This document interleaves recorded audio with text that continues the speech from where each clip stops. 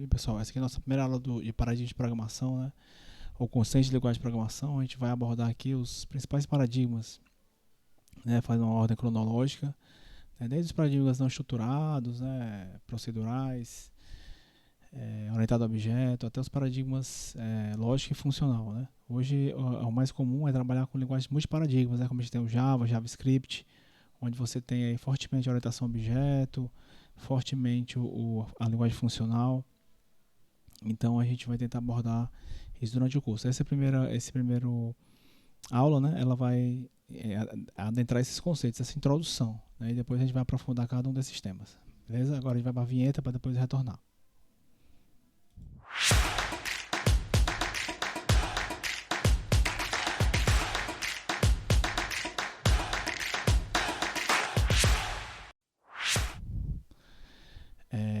Nesse capítulo 1, né, a gente vai falar aqui um pouquinho dos aspectos preliminares da linguagem de programação, por que estudar a linguagem de programação, conceitos de linguagem de programação, né, como a gente pode fazer esse comparativo entre esse paradigma e linguagem de programação, né?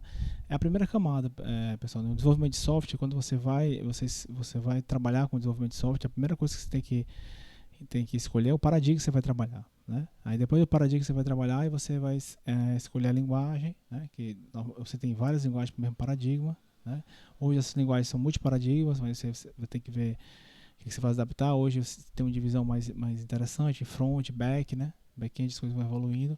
E no segundo momento é que você vai trabalhar com os padrões de projeto, arquitetura, e assim sucessivamente, né? É como se fosse um conjunto de camadas você vai trabalhar, mas a primeira camada é o paradigma, é a forma como você vai resolver o problema. A escolha do paradigma é muito importante porque são formas diferentes, né? Quem saiu aí da programação não estruturada, que trabalhava com Assembler inicialmente, né, e pulou para a programação procedural, programação estruturada com C, sentiu as suas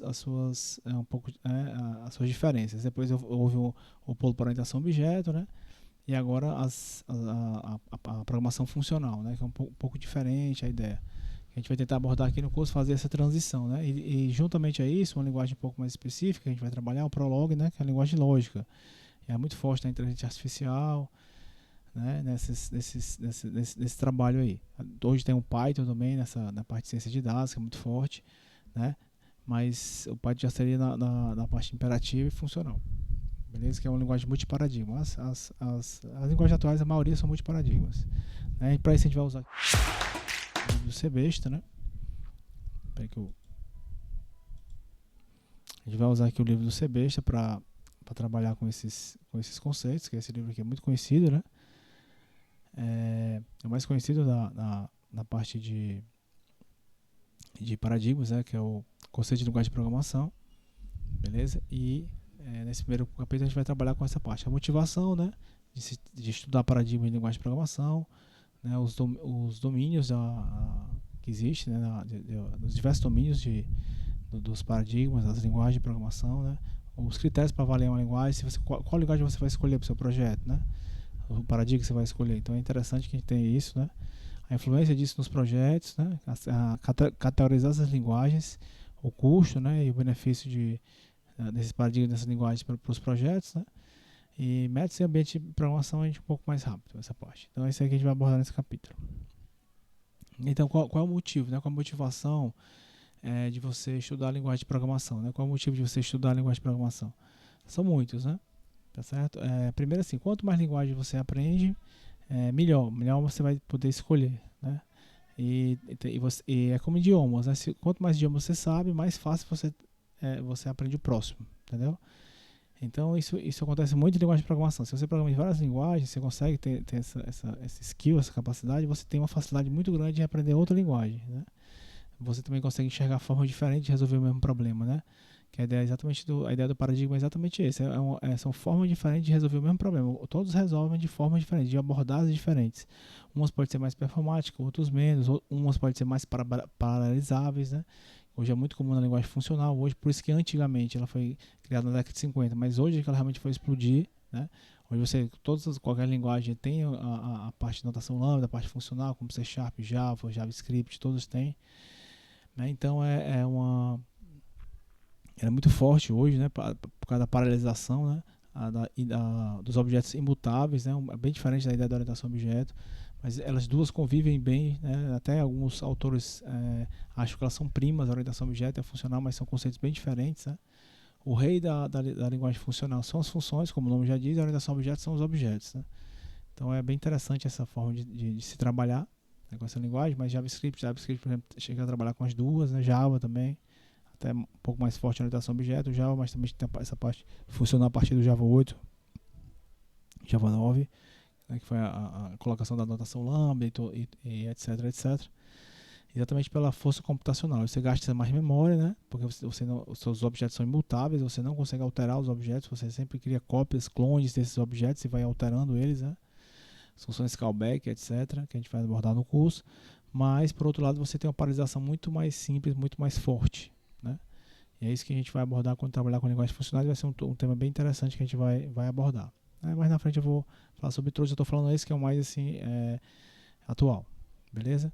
Aí, como eu já falei aqui, ó, aumenta a capacidade de expressar ideias, né? Quando você aprende mais paradigmas, mais linguagens, mais embasamento para a escolha de linguagem apropriada. Você tem que escolher uma linguagem num projeto, você tem mais embasamento para isso, para tanto, né?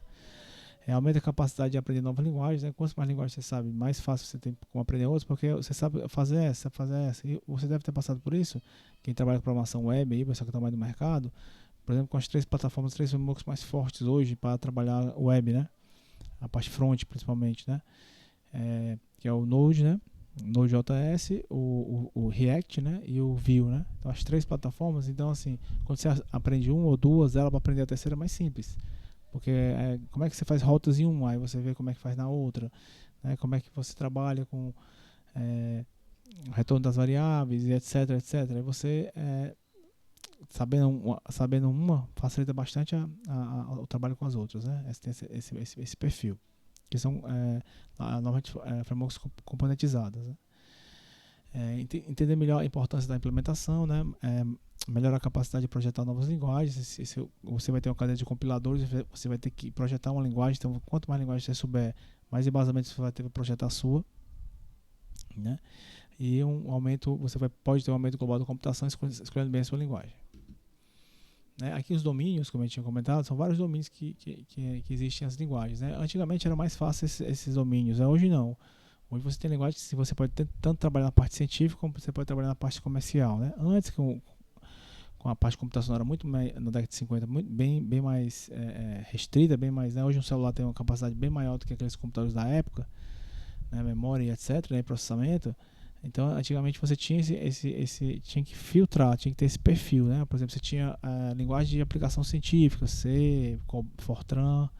Você tinha já linguagem de aplicação comercial, que era o caso do Fortran, né? Na época, né? Tudo bem, Clipper, etc, né? Aí tinha as linguagens de IA, né? Por exemplo, como Prolog, né?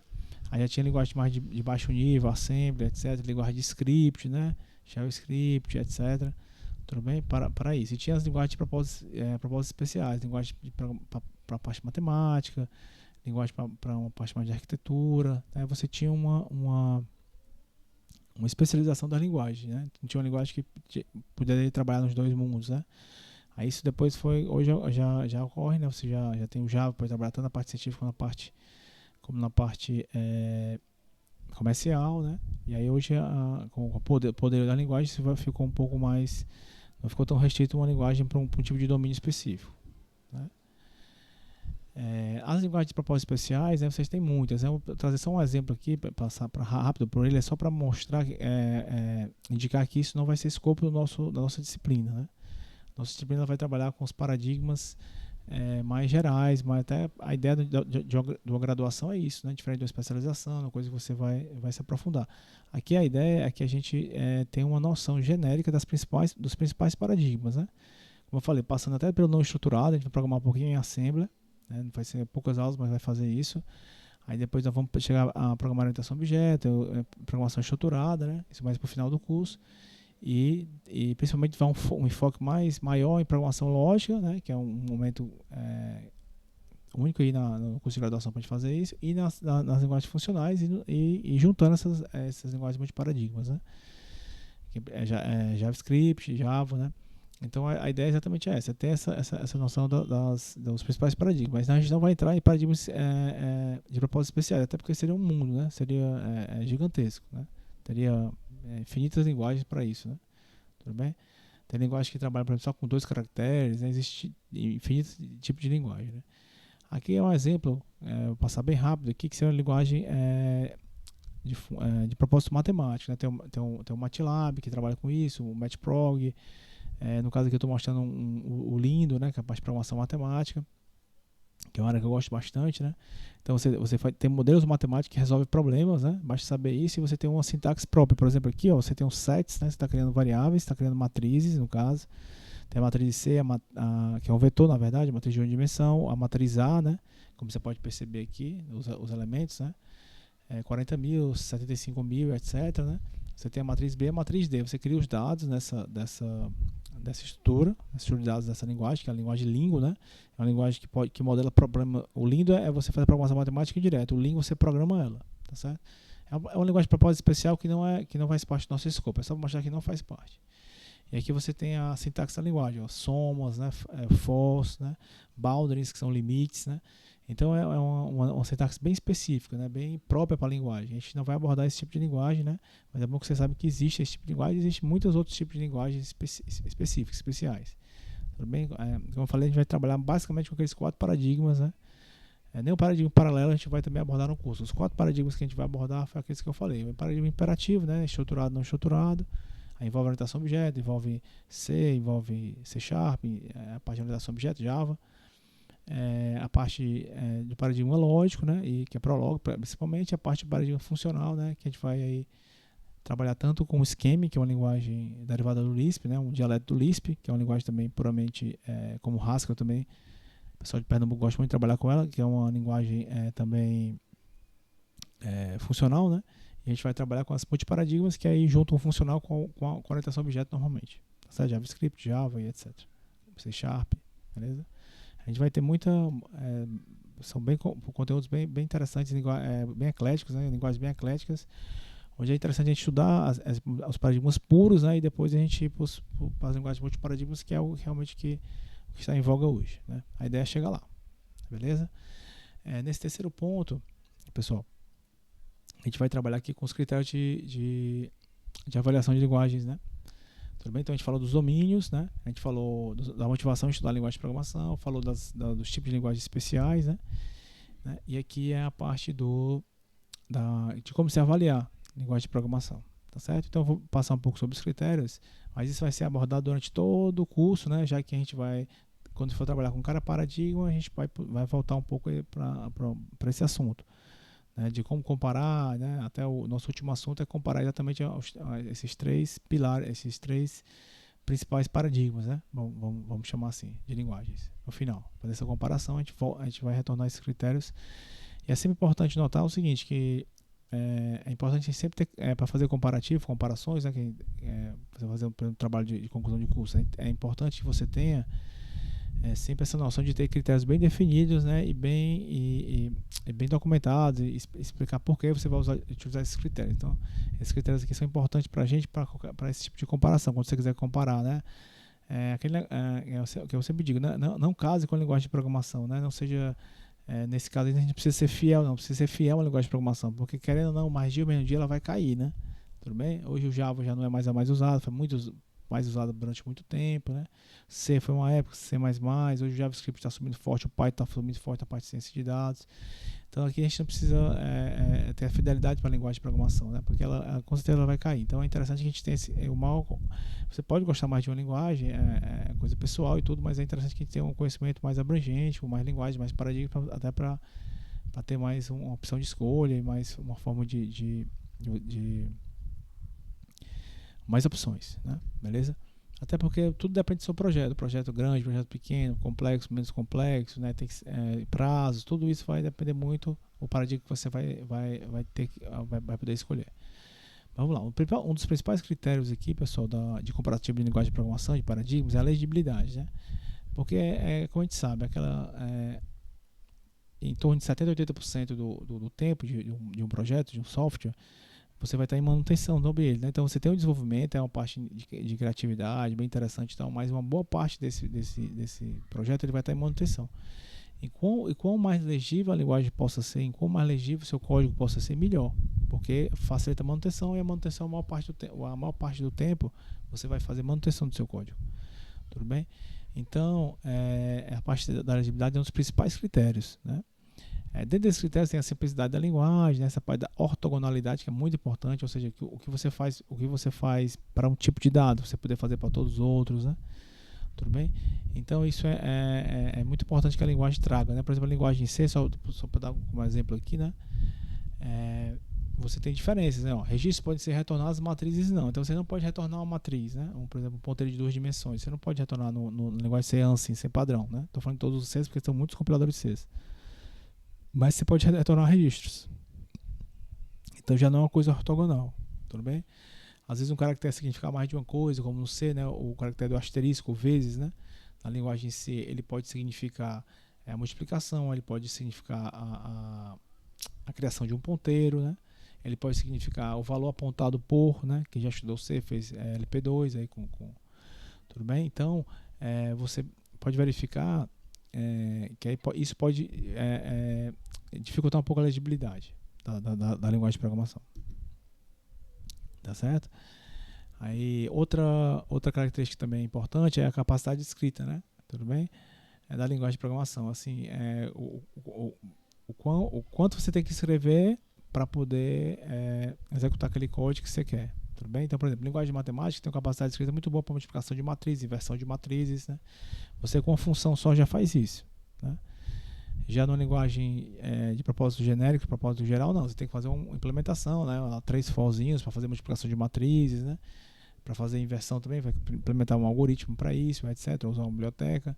Então, já nesse ponto aí, por exemplo, uma linguagem de matemática para, claro, multiplicação, inversão de uma coisa, funções de matemática é mais poderosa. Tudo bem? Então, assim, a capacidade de escrever é exatamente essa. Quanto código você tem que fazer, você tem que codificar, né? Programar para fazer aquela tarefa X, né? Então, quanto maior a capacidade de escrita da linguagem, menos código você precisa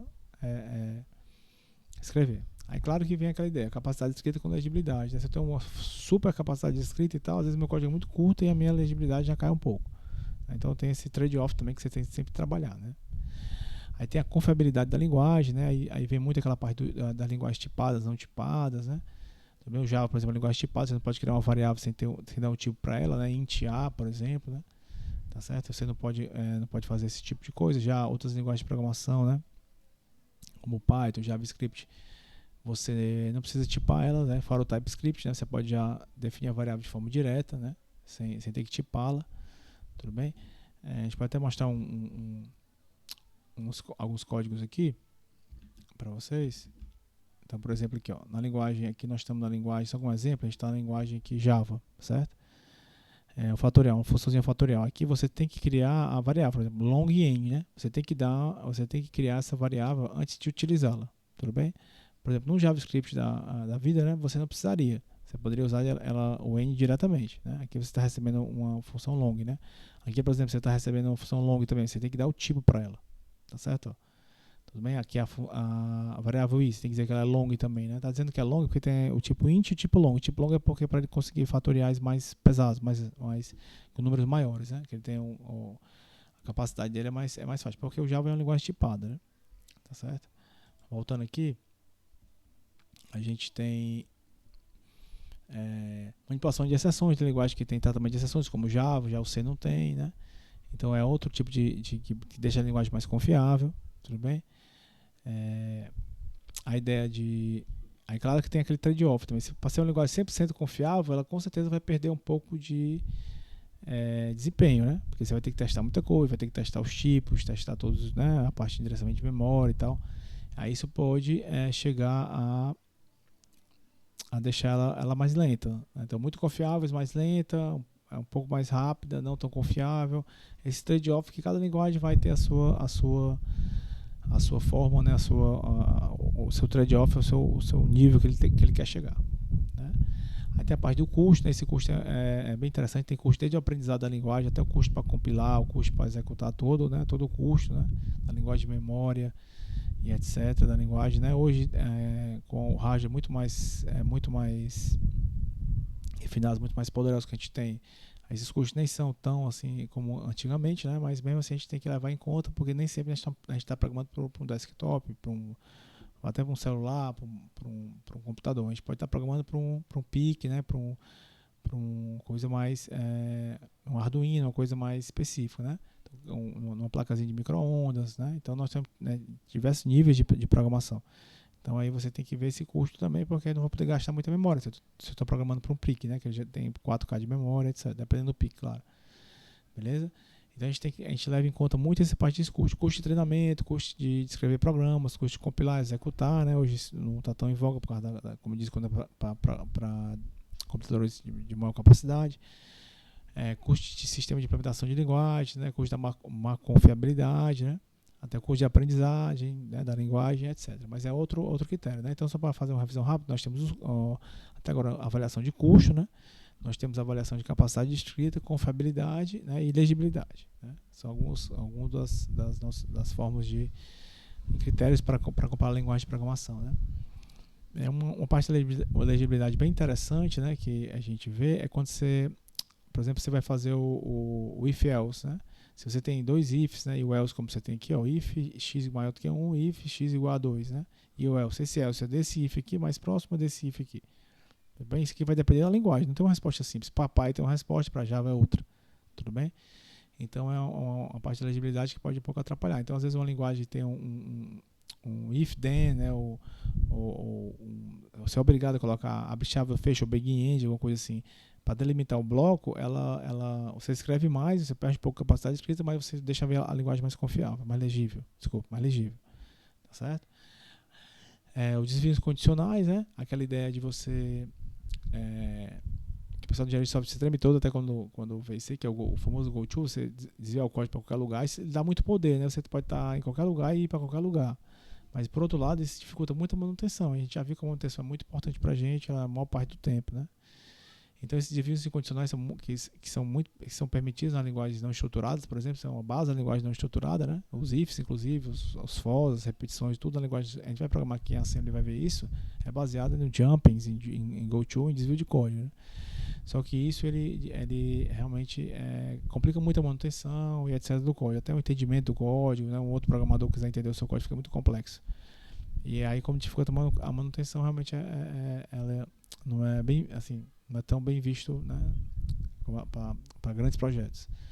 Até porque é o seguinte, né, que é importante você entender isso, né? Pessoal, até vou mudar aqui. É importante entender isso. Quando você está trabalhando com paradigmas mais fortes, linguagens mais atuais como hoje, é bem mais difícil de programar do que você programar em linguagens ou paradigmas mais simples, né? Muito mais complicado você programar em linguagem multiparadigma hoje com paradigma funcional, orientado a objeto, com módulos, etc., do que você programar numa linguagem procedural estruturada, Czão, todo o código do mesmo arquivo, tudo junto lá. Você vai precisando de uma coisa, implementa, uma funçãozinha cria lá e tal. É bem mais simples implementar da forma anterior, né? Claro. Só que para você programar de uma forma mais organizada, etc., com esses novos paradigmas, é muito mais complexo. Mas, por outro lado, ele deixa o código muito mais manutenível, muito mais flexível. Essa é a ideia. Só que isso é um passo a passo, é um amadurecimento, uma forma nova de pensar. Tudo bem? Então, assim, a princípio, programar não estruturado, de forma procedural, de forma direta, assim, é mais simples, né?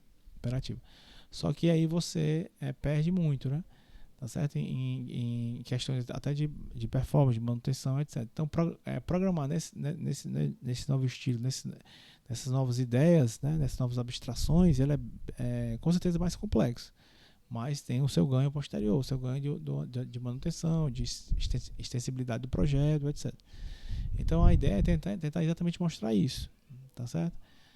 Esse é o grande desafio, né? Vamos voltar aqui.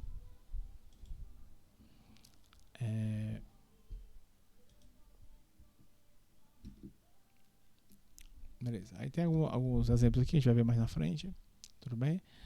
Aí, aqui é a parte da confiabilidade, aquelas ideias lá e você tem o tratamento de exceções, como já tem, mas você não tem, é só um exemplo, né? Aqui é a ideia lá do curto-circuito, né? Se dá falso aqui, eu nem testo o segundo, né? Isso aqui é muito bom para evitar aquele null point exception, né? Eu não acesso a um ponteiro nulo, né? Eu faço um teste antes e faço 2 i comerciais em vez de um só, né? Se eu fizer 2 is, é um curto-circuito. Ele testa o primeiro, se for falso, já é falso, ele nem testa o segundo. Se não, ele vai testar o segundo, entendeu? Ele não testa sempre os dois. Isso é um critério interessante para que você possa não dar erros, não dar exceções, não dar no point exception, etc. Tudo bem? A ideia de você fazer reusabilidade de código também é importante, até para diminuir, né, o seu código, até para você deixar ele mais, quando for alterar só em um lugar, não tem que alterar em vários, né, que é um erro muito comum. Você tem cópias de código, aí você altera no lugar, esquece de alterar no outro, projetos grandes, tal, muita gente trabalhando.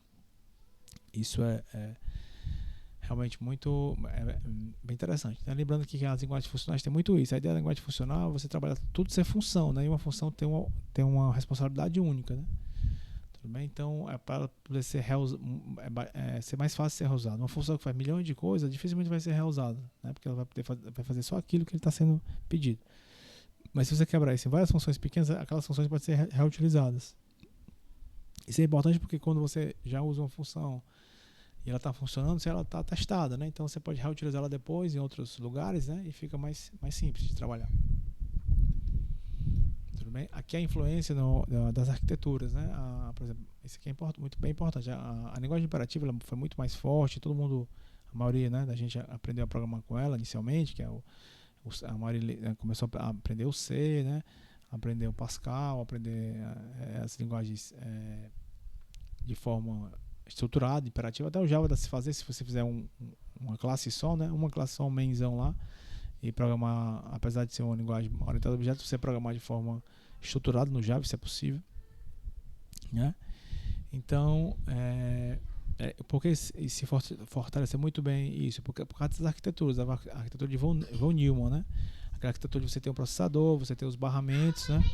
Tudo bem? E você poder ir executando passo a passo as coisas. A ideia é exatamente do pipeline, né? Você vai executando essas funções, né? E vai executando a próxima linha de comando, a outra linha de comando. Isso vai sendo executado, né, de forma paulatina, né? E as linguagens imperativas ela tem essa característica. Então a arquitetura está exatamente alinhada, né? Está de encontro aí com as linguagens de programação. Aí dessa forma você tem mais performance, né? A ideia da performance. Exatamente por isso que as linguagens funcionais, linguagens lógicas ficaram mais de lado, né? E essas linguagens estruturadas, não estruturadas, imperativas, orientação objeto, todas elas são imperativas, tiveram esse boom inicial. E mudou um pouco, e tá exatamente porque essa mudança de paralelismo, muitos cores nos processadores, né? Aí a linguagem funcional ganhou força, mas foi depois. Então, essa arquitetura de von Neumann, de você ter essa ideia, né, da CPU, unidade de controle, os barramentos, né, e a memória separada, a ideia do pipeline, que você estudar em arquitetura, ela está bem alinhada, né, com a ideia de variáveis, etc. Ela está bem junto com a linguagem imperativa, a linguagem procedurais. Então, ela tem um desempenho melhor, um desempenho acima, e por isso que elas ainda são bem mais utilizadas, apesar da linguagem funcional ter ganhado muita força ultimamente, né? Tudo bem? Então aqui tem só uma cronologiazinha, né? Na década de 50, como eu já tinha falado, teve a linguagem já funcionais, né? Apesar de não ter ganhado muita força na época, até porque por causa não tinha muita memória, ela não trabalha com alteração de variáveis, né? Então é sempre clones, então ela precisa de mais memória. Então com o barateamento da memória que ela vai ganhar mais força. Criou-se também linguagens lógicas nessa época, um ano depois, né, com Prolog, tá certo? Aí depois veio a programação estruturada na década de 60, a ideia top-down, né? Na década de 70 já vinha a parte de orientação a objeto, né? E na década de 80, né, que ela ganhou realmente força, a parte de orientação a objeto. E aí depois a linguagem funcional veio ganhando mais força, as linguagens multiparadigma, etc. Né, aqui a gente pode ter uma visão geral, né, dos paradigmas, né, pessoal? Isso aqui é importante. Ó. Aí nós temos aqui o paradigma imperativo, né, que está embaixo aqui o estruturado, que é a linguagem C, por exemplo, Pascal, que é a linguagem procedural mesmo, executando linha por linha, uma depois da outra, né? A ideia, primeiro, o que é uma linguagem imperativa, né? Como já está o nome dizendo, né? Você vai tipo, dando ordens, né? Você vai dizendo passo a passo que você tem que fazer. Atribua isso a variável x 10, soma a variável x com a variável y, execute a função x, verifique se x é maior do que 30 e assim vai, né? Executando linha a linha, passo a passo, né? Até ter o resultado final. Essa é a ideia da linguagem imperativa. Nela subdivide-se, né, a linguagem estruturada, como C, Pascal, a orientação a objetos, C Sharp, C++, Java, tudo bem? E linguagens concorrentes paralelas que a gente não vai trabalhar nesse curso. E tem as linguagens declarativas, né? Um pouco diferente das imperativas. A imperativa você tem a ideia de você dar ordens passo a passo até chegar na solução. Você se preocupa em passo a passo em resolver o problema, né? Já as linguagens declarativas são diferentes, né? Você declara o problema e aí ela dá a solução. Teoricamente elas são mais simples. A gente está mais acostumado com as imperativas, né? Tanto em LP1, LP2 vocês estudaram de dados, linguagens imperativas. Aqui a gente vai trabalhar com as linguagens declarativas.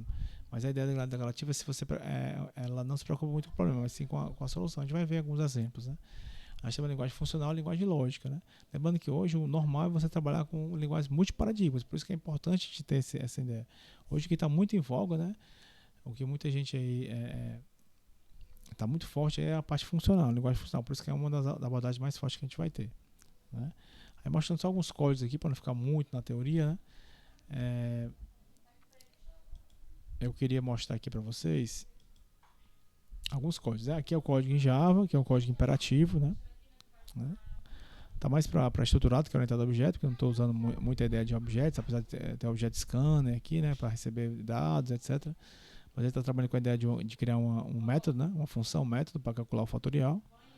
Aí eu queria mesmo mostrar as linguagens declarativas, né? Aqui vocês já estudaram em técnicas, né? É uma linguagem imperativa. Você vai dizendo, ó, né, que imprima isso na tela, receba uma variável long, né? Mesmo que você tenha estudado Java ainda, dá para entender. Calcule o fatorial desse número, né? Coloque na variável resp fatorial, imprima o resp fatorial na tela, né?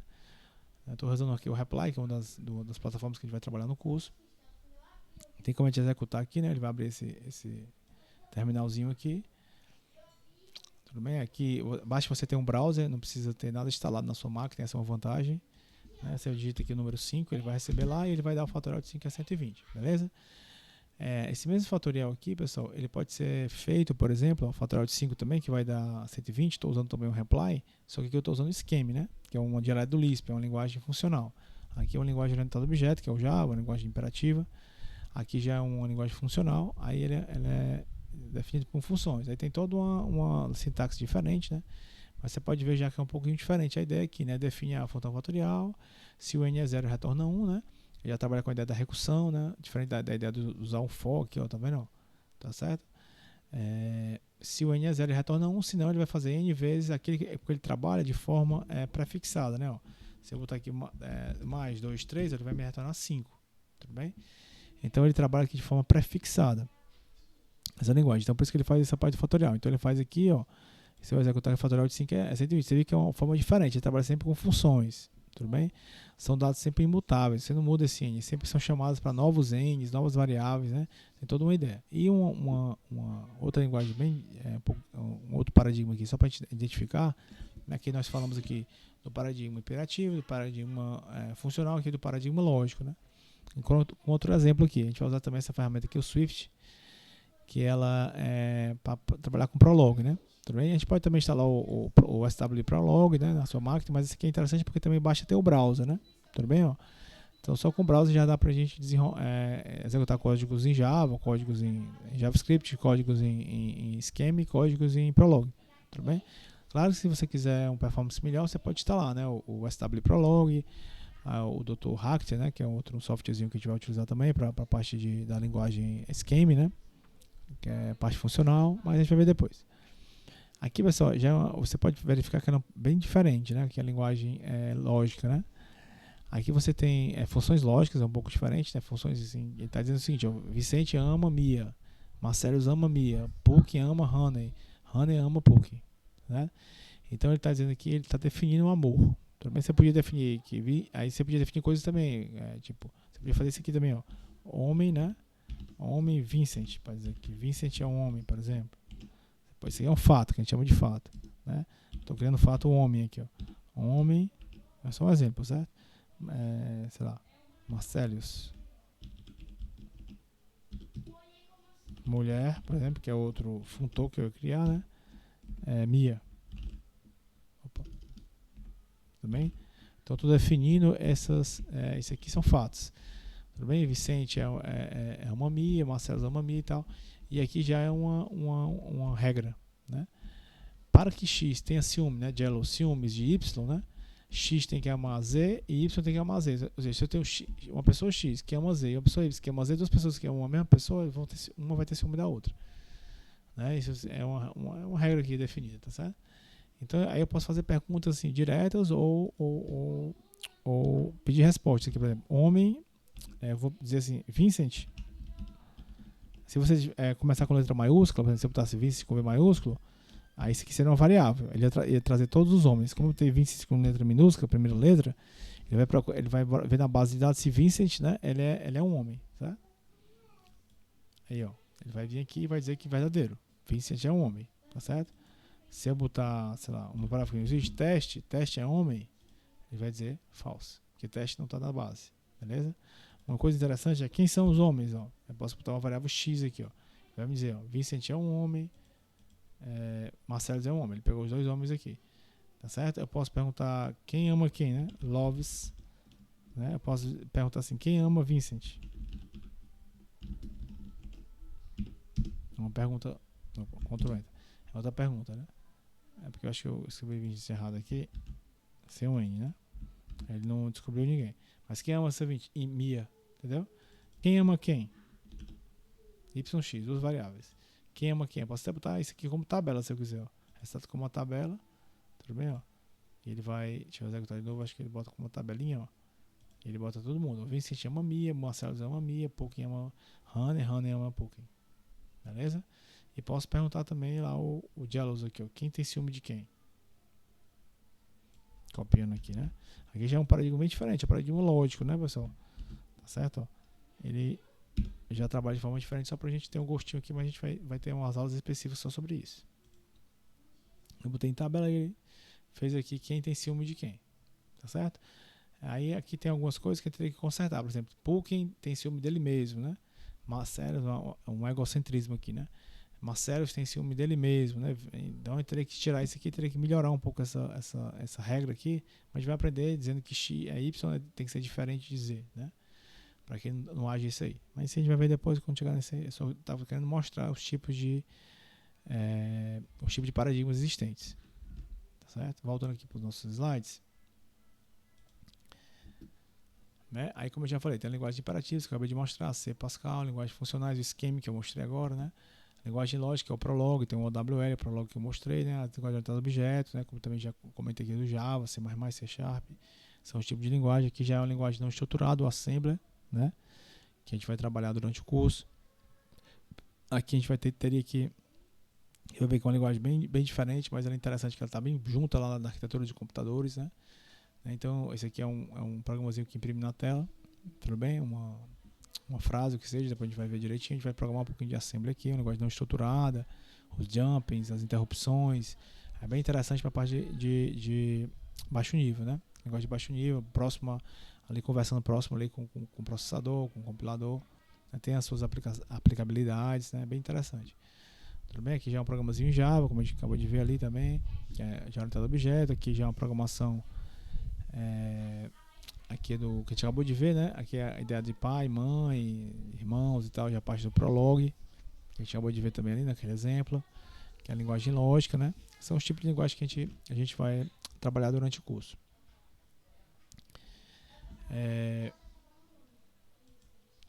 Então, pessoal, para não se alongar muito nessa aula, seria isso, né? Mas assim, essa visão geral dos paradigmas, né? Lembrando que as linguagens atuais, como eu falei várias vezes aqui durante a aula, são multiparadigmas, né? A ideia realmente é você abordar vários tipos de paradigma desses. Até mesmo paradigma lógico pode ser abordado. Várias bibliotecas do Java, a gente até já utilizei algumas. Alguns alunos também em trabalhos usaram o paradigma lógico, né? A máquina de diferença Prolog dentro do Java, né? Usava o Java como interface e trazia o Prolog para programar a parte lógica, essa parte que a gente viu por fim agora. Importante que você tenha essa visão geral, né? Genérica dos vários tipos de paradigmas que existem, tudo bem? Que a gente vai tentar abordá-los aí durante o nosso curso, né? Desde o não estruturado lá no comecinho, né? Até o funcional, lógico, todos os tipos, né? A ideia é a gente realmente começar por aqueles, né? que a gente não tem tanta abordagem no curso. No curso a gente trabalhou mais com o que C, Java. Então a gente vai tentar trabalhar com aqueles que a gente não trabalhou ainda, como Assembly, Prolog, Lisp, Scheme, né? E aí depois chegar nas que a gente já trabalhou mais e depois, que é o principal, que é unir eles, né?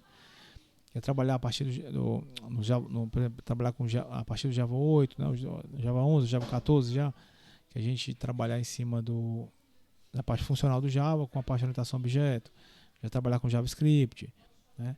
Trabalhar com esses vários tipos de linguagem, beleza? Então até a próxima aula para a gente finalizar esse assunto, né? E falar um pouquinho das histórias das linguagens de programação. Até a próxima, pessoal. Vou aqui a via de encerramento.